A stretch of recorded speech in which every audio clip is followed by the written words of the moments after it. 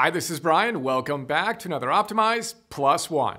Wrapping up our tour through world-class sleep scientist Matthew Walker's brain and book, Why We Sleep. How about some sleep stats to knock your socks off and get you under the sheets a little earlier tonight?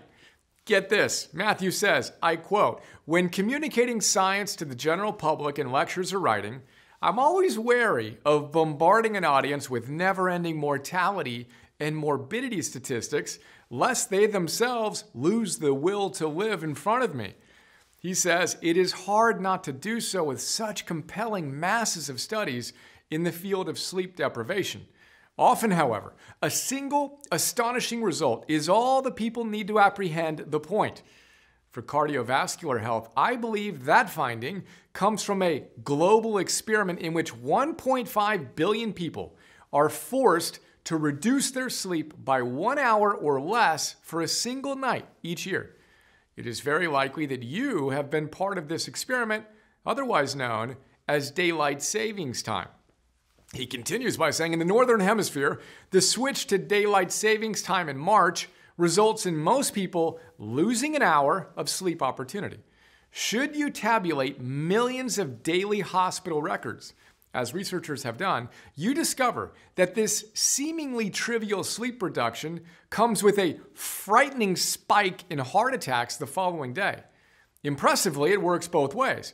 In the autumn, within the Northern Hemisphere, when the clocks move forward and we gain an hour of sleep opportunity time, rates of heart attacks plummet the day after. He says a similar rise and fall relationship can be seen with the number of traffic accidents, proving that the brain, by way of attention lapses and microsleeps, is just as sensitive as the heart to very small perturbations of sleep. Most people think nothing of losing an hour of sleep for a single night, believing it to be trivial and inconsequential. It is anything but. End quote. Now, the book is filled with ridiculously compelling stats to take sleep seriously. That might just be the most compelling. I'm actually typing this and filming this shortly after the spring time change, so it's particularly poignant.